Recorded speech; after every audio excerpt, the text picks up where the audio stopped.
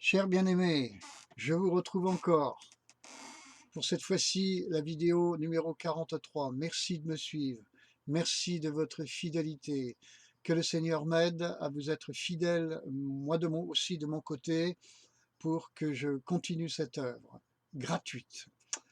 Bien-aimés, j'aurais une question à vous poser dans cette vidéo numéro 43. C'est la suivante. Comment va donc le Seigneur en vous? Ou un autre titre que je peux vous proposer, un petit peu plus banal, de quelle vie chrétienne parle-t-on, bien-aimé? Dans cette vidéo, je vais m'efforcer de remettre Dieu à sa place. Vous savez, dès qu'on ouvre notre Bible, rapidement, l'histoire du Jardin d'Éden arrive, bien entendu, et la question qu'on peut s'y trouver, c'est qui devait se trouver au centre de ce Jardin d'Éden?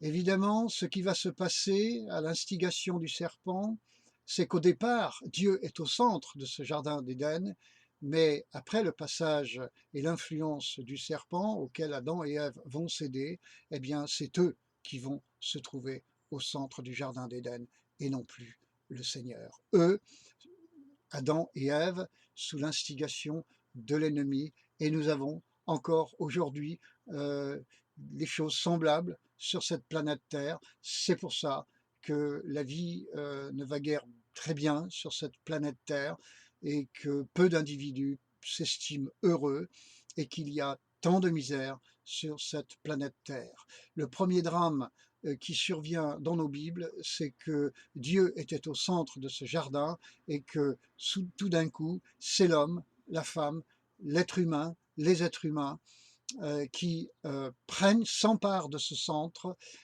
sous l'influence du serpent, du malin, et c'est là tout le drame de l'humanité pour lequel Jésus est venu pour le réparer et remettre Dieu au centre de la vie de l'individu et de la collectivité, de la communauté. Alors donc, il convient de dire que également au centre de la vie de Noé et au centre de son arche, c'était Dieu qui s'y trouvait. Au centre d'Abraham et de sa descendance, c'était Dieu qui s'y trouvait. Au centre de la vie de Joseph en Égypte, c'était pareil. Au centre du cœur de Moïse, c'était pareil. Au centre de la vision de ses parents, lorsqu'ils l'abandonnèrent sur les eaux du Nil, quelque part, c'était pareil.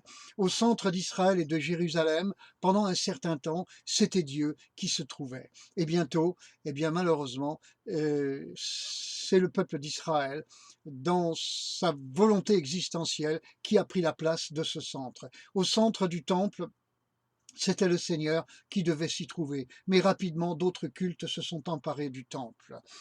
Selon le bon vouloir et les désirs du peuple d'Israël. Au centre de ce peuple, donc, si Dieu s'y est d'abord trouvé, ensuite, c'était le peuple lui-même, c'était Israël lui-même qui était en son centre. Au centre du cœur des rois, qui y avait-il? Au centre de l'esprit des prophètes, qui y avait-il? Au centre de l'esprit d'Élie, qui y avait-il? Je dirais qu'au centre du cœur des rois, il y a eu peut-être 27% des rois d'Israël et de Juda et qui ont mis le Seigneur au centre de leur vie et de leur règne. 73%, les autres ne l'ont pas fait, ont fait leur propre volonté. C'était leur volonté qui était au centre de leur vie, au centre de leur règne, au centre de l'esprit des prophètes. Le plus souvent, alléluia, c'était quand même le Seigneur qui régnait, mais il y a eu aussi de faux prophètes. Il y a eu par exemple Balaam, qui s'est trouvé dans une situation de corruption, et c'était donc l'appât du gain qui s'est trouvé au centre de sa vie et non plus le Seigneur. Au centre de l'esprit d'Élie, il y avait la volonté d'accomplir l'obéissance à Dieu, mais rapidement, Élie est tombé dans un penchant existentiel, il s'est trouvé malheureux et Dieu a travaillé dans 1 Roi chapitre 19 pour revenir au centre de la personne d'Élie, et là Élie est reparti. Vous voyez comme quoi on peut vivre avec Dieu au centre, on peut déraper, on peut tomber, Dieu nous relève, nous repartons. Quant aux païens, évidemment, ils n'ont pas Dieu au centre de leur vie, mais leur propre vision existentielle de leur vie. On pourrait continuer la liste en disant qui se trouvait au centre du cœur de Jean-Baptiste, qui n'était là que pour préparer les chemins du Seigneur, c'était donc le Seigneur. Et qui était au centre du cœur de Jésus? Eh bien, c'était le Père. Amen. Qui devait se trouver, bien-aimé, au cœur des 7 églises? Eh bien, si on répond une pour chacune d'elles, pardon, eh bien, on dira que Éphèse s'était refroidi. Dieu n'était plus au centre d'Éphèse, ou si peu, pas du tout d'ailleurs. Voilà. Smyrne va devoir regarder celui qui était mort et qui est revenu à la vie. Smyrne va devoir se fixer, se centrer, vu cette tribulation de 10 jours qui s'annonce pour Smyrne. Smyrne va devoir se centrer sur celui qui est mort, mais qui est ressuscité, qui est revenu à la vie. À savoir, Smyrne, toi aussi, tu vas mourir, mais tu vas revenir à la vie comme ton Seigneur. Donc, centre-toi, regarde ton Dieu, qui est le Christ Jésus, parce que la même histoire va te survenir. Pergame a devant elle l'épée aiguë à 2 tranchants, et celui qui la tient. Et il va falloir s'y faire. Regardez la parole de Dieu, la parole qui parle, la parole qui tranche, la parole qui coupe, la parole qui juge. Thyatire, l'insouciante, va se retrouver devant les yeux de Jésus. Flamme de feu, qui la fixe. Sarde, dont la joie est fausse, fausse joie, Sarde, va devoir redécouvrir celui qui a le discernement, qui ne se trompe pas en matière de joie et qui a le vrai Saint-Esprit. Pas le faux Saint-Esprit, pas celui que l'on s'est fabriqué, pas le Saint-Esprit mélangé, le vrai. Philadelphie seule a gardé la parole du Seigneur. Amen. La Odyssée s'est installée dans la synthèse, la réflexion, qui s'appelle finalement le compromis. Elle écoute le peuple. On appelle ça la démocratie. C'est la voix du peuple. D'ailleurs, la Odyssée signifie voix du peuple. Et elle a placé le peuple au centre. Et Dieu est loin. Et il risque lui aussi de la rejeter. La Odyssée ayant rejeté Dieu finalement.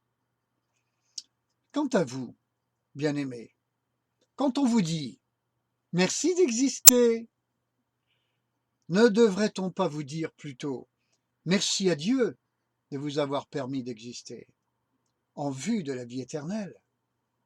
Merci à Dieu d'habiter en vous, en moi, par la grâce de Jésus manifestée à la croix. » Quand on vous dit encore « Prenez soin de vous », ne devrait-on pas vous dire « Prenez donc soin plutôt du Seigneur en vous ». On vous demande « Comment allez-vous » mais jamais on vous demande « Comment va donc le Saint-Esprit en vous » Ça paraîtrait un peu inquisitoire.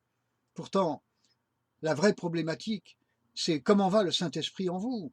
Comment va-t-il en moi? C'est ça la vraie problématique, frères et sœurs. Est-ce qu'il est, le Saint-Esprit, est-ce qu'il a, excusez-moi, suffisamment de place en moi, en vous? Est-ce qu'il peut y faire tout ce qu'il veut, bien-aimé, le Saint-Esprit, en moi, en vous? Finalement, quelle est ma préoccupation quotidienne? Mon confort personnel ou celui du Saint-Esprit dans ma vie? Si je suis son autel, il s'y trouve bien? Est épanoui? Pas à l'étroit? Ça respire pour lui, en moi, en vous? Ainsi, bien-aimé, ma vie chrétienne, la vôtre, est-elle juste ou est-elle fausse? Serais-je comme Éphèse, Pergame, Thyatire, Sardes, Laodicée, c'est-à-dire dans des voies parallèles? Si c'est le cas, accepterais-je dans ce cas le programme divin annoncé à Smyrne? En cet instant, est-ce que je suis mûr pour devenir non pas d'abord un membre de mon Église, mais premièrement un fidèle de Philadelphie, seule entité reconnue par le Seigneur, qui la place au centre. Oui, le Seigneur reconnaît les 7 églises, il les reconnaît toutes, mais au milieu de ces 7 églises, il n'y en a qu'une seule pour laquelle il reconnaît que celle-ci l'a placé, lui, au centre, c'est Philadelphie. Est-ce que je suis membre? Est-ce que je suis fidèle à l'église de Philadelphie? Bien-aimé, est-ce que vous l'êtes? Certes, ce discours peut-il être entendable quand on a beaucoup de soucis qui nous écrasent et que notamment on est atteint dans sa santé? A priori, non. Pourtant, et je dirais justement, c'est là le défi. Malgré tout, Seigneur, malgré que je sois écrasé par tant de choses, aujourd'hui, je te déclare au centre de ma vie et non plus en périphérie. Je te confie tout me concernant. Je ne m'occupe plus de moi et je ne m'occupe que de toi, que de ton confort en moi. Je sais que tu gères le reste. J'entre dans ta paix. Je te regarde. Je te contemple. Je te loue. Je t'adore. C'est le juste culte qui te libère dans ma personne pour tous les exploits de ta gloire. Amen. Seigneur, à lui soit toute la gloire, frères et sœurs. C'est cela, la vraie vie chrétienne. Elle n'est nulle part ailleurs. Que vous soyez dans une église catholique, orthodoxe, protestante historique, évangélique, anti-Saint-Esprit, et même charismatique, pro-Saint-Esprit, pentecôtiste, et je ne sais quoi encore, que vous préfériez les anciennes versions de la Bible ou les nouvelles, que vous voulez absolument connaître le grec, l'hébreu, ou vous contentant de versions expansées, très actuelles, de la parole de Dieu, que vous pensiez revenir au judaïsme, faire du christianisme messianisant, ou pas, frères et sœurs, Christ se plaît-il en vous? Y est-il bien? L'autel que vous êtes est-il confortable pour lui? Comment va-t-il en vous? Merci, bien-aimé, de le faire exister très confortablement en vous. Merci, soyez bénis. C'était juste ça, la vidéo 43. Et c'est ça, la vraie vie chrétienne. Elle n'est nulle part ailleurs. Ne vous fatiguez pas, ne perdez pas votre temps. C'est juste ça, la vie avec Dieu. Soyez bénis, mais faites en sorte de donner au Seigneur les moyens qu'il vous bénisse et qu'il soit béni en vous. Que le Seigneur soit béni en vous, cela vous bénira. Que le Seigneur soit béni en vous, cela vous bénira. Au nom du Seigneur Jésus-Christ. Amen. Je vous embrasse.